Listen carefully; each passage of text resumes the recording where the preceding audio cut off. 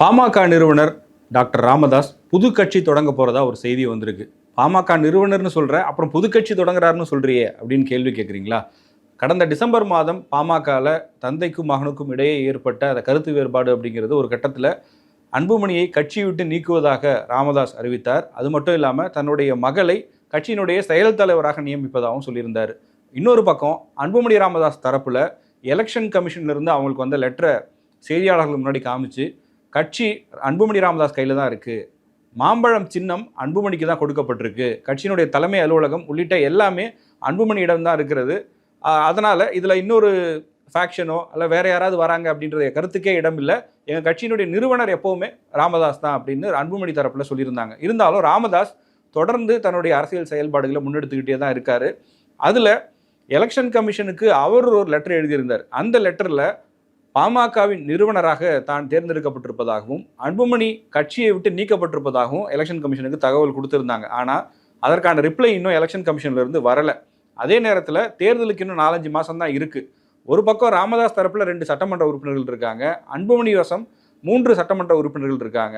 தேர்தல் கூட்டணின்னு வரும்போது யாரோடு கூட்டணி வைக்கிறது அப்படின்னு இங்கே இருக்கக்கூடிய அதிமுகவுக்கு பிஜேபிக்கும் ஒரு குழப்பம் இருக்கிறதா சொல்கிறாங்க. அதே நேரத்தில் அன்புமணி என்ன முடிவெடுக்க போறாரு, ராமதாஸ் என்ன முடிவெடுக்க போறாரு அப்படின்னு கட்சி தொண்டர்களுக்குள்ளேயும் ஒரு குழப்பம் இருக்கிறதா சொல்றாங்க. இப்போதைக்கு அன்புமணியை பொறுத்த வரைக்கும் கூட்டணி குறித்த அறிவிப்பை விரைவில் வெளியிடுவேன்னு சொல்லியிருக்காரு. ராமதாஸ் தரப்பும் பொதுக்குழுவில் கூட்டணிக்கான அறிவிப்பை வெளியிடுவோம்னு சொல்லியிருக்காங்க.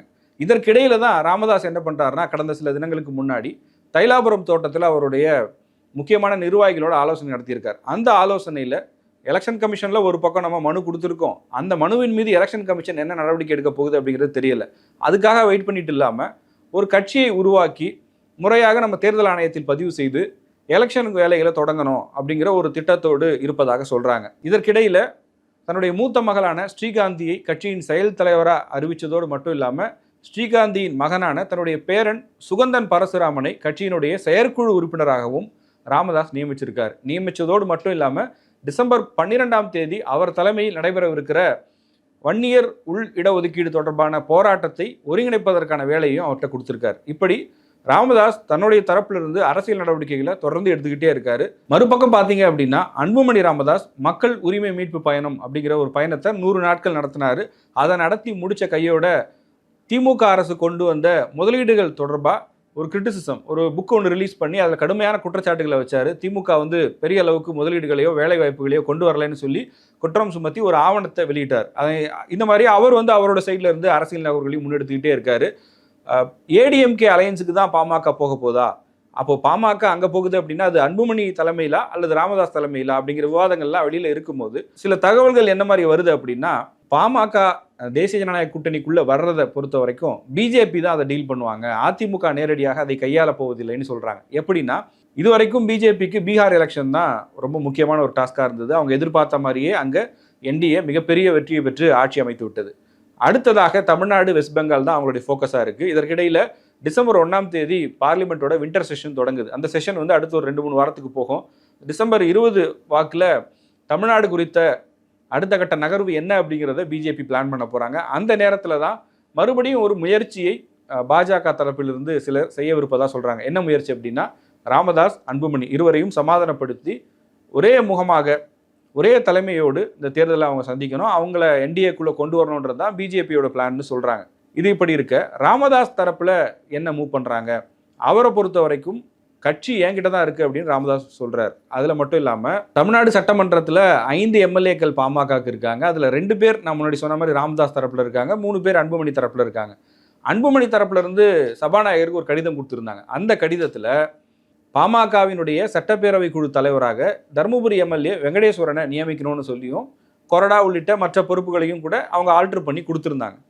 பட் சபாநாயகர் அப்பாவு இதுவரை அதை ஏற்றுக்கல. ஏன்னா அந்த சட்டப்பேரவைக்குள்ள அந்த ஒரு கட்சியினுடைய சட்டப்பேரவை குழு தலைவர் அவங்க எங்கே உட்காரணும், இந்த மாதிரி அதிகாரங்கள் எல்லாமே சபாநாயகர் கையில் இருக்குது. பாமக லெட்டர் கொடுத்துருந்தாலும் இதுவரையும் அதன் மீது எந்த ஒரு முடிவையும் அப்பாவு எடுக்கவில்லை. அதனால் திமுகவுக்கு பாமக விஷயத்தில் என்ன ஸ்டாண்டு அப்படின்னு கேள்வி வரும்போது அவங்க ராமதாஸ் தரப்பை ஆதரிக்கிறாங்களா அப்படின்ற ஒரு கேள்வி அரசியல் விமர்சகர்களால் முன்வைக்கப்படுது. அதே நேரத்தில் எலெக்ஷன் கமிஷன் வரும்போது இதுவரைக்கும் அன்புமணி தரப்புக்கு தான் பாசிட்டிவாக எல்லாமே கிடைச்ச மாதிரி இருக்குது. மாம்பழம் சின்னமாக இருக்கட்டும், கட்சியினுடைய தலைவர் அன்புமணின்னு சொன்னதாக இருக்கட்டும், ஆகஸ்ட் 2026 வரைக்கும் அன்புமணி ராமதாஸ் தான் அந்த கட்சியின் தலைவராக இருப்பார்னு எலெக்ஷன் கமிஷன் கடிதத்தை வச்சு அவங்க சொல்கிறாங்க. ஸோ இது எல்லாமே அவங்களுக்கு ஃபேவராக இருக்குது. இப்படி இங்கே ஸ்டேட் கவர்மெண்ட்டுன்னு வரும்போது, மாநில அரசு அப்படின்னு வரும்போது ராமதாஸ் தரப்புக்கு ஆதரவாக இருக்குது, மத்திய அரசு அன்புமணிக்கு தரப்புக்கு ஆதரவாக இருக்குது அப்படின்ற ஒரு கருத்தும் நிலவுது. இப்படியான சூழலில் தான் ராமதாஸ் கட்சி தொடங்கி இந்த தேர்தலை சந்திக்கிறது அப்படின்னு ஒரு முடிவெடுத்திருப்பதாக சொல்கிறாங்க. அது எந்த அளவுக்கு மெட்டீரியலைஸ் ஆக போகுது, அவர் எடுத்திருக்கிற முடிவுங்கிறது கட்சி தொடங்குற அளவுக்கு போகுமா, அல்லது அதற்கு முன்பாகவே அன்புமணி ராமதாஸ் இடையே ஒரு இணக்கத்தை ஏற்படுத்த பிஜேபி ட்ரை பண்ணுதுன்னு சொல்கிறாங்க. அப்படி நடந்து அவங்க 2 பேரும் சேர்ந்து தேர்தல் சந்திக்க போகிறாங்களா அப்படிங்கிறத நம்ம பொறுத்திருந்தா பார்க்கணும். ஆனால் டிசம்பர் மாதத்தை பொறுத்த வரைக்கும் 1 இயர் உள் இடஒதுக்கீடு தொடர்பாக அன்புமணி ராமதாஸும் போராட்டம் அறிவிச்சிருக்காரு, ராமதாஸும் அறிவிச்சிருக்காரு. 2 பேருமே அந்த விஷயத்தில் உறுதியாக இருக்காங்க. ஜாதி வாரி கணக்கெடுப்பு வேணுன்றதுல உறுதியாக இருக்காங்க. வழக்கமாக இந்த வருஷத்தோட கடைசி நாள் அன்னைக்கு புத்தாண்டு சிறப்பு பொதுக்குழுன்னு பாமக தரப்பில் ஒரு பொதுக்குழுவை வந்து அழைப்பாங்க. அந்த அழைப்பில் பொதுக்குழு நிர்வாகிகள்லாம் கலந்துப்பாங்க. கடந்த ஆண்டு நடைபெற்ற அந்த பொதுக்குழுவில் தான் ஃபஸ்ட்டு அந்த 2 பேருக்கும் இடையே ஒரு கருத்து வேறுபாடு இருப்பது வெளிப்படையாகவே தெரிஞ்சுது, முகுந்தனை கட்சிக்குள்ளே கொண்டு வர தொடர்பான விஷயத்தில். இப்போது 1 வருஷம் ஆகப்போகுது. இந்த 1 ஆண்டு முடிவதற்குள் பாமக அடுத்த கட்டமாக எப்படி நகரப்போகுது அப்படிங்கிறத அந்த கட்சி நிர்வாகிகள் ஆர்வத்தோடு எதிர்பார்க்குறாங்க.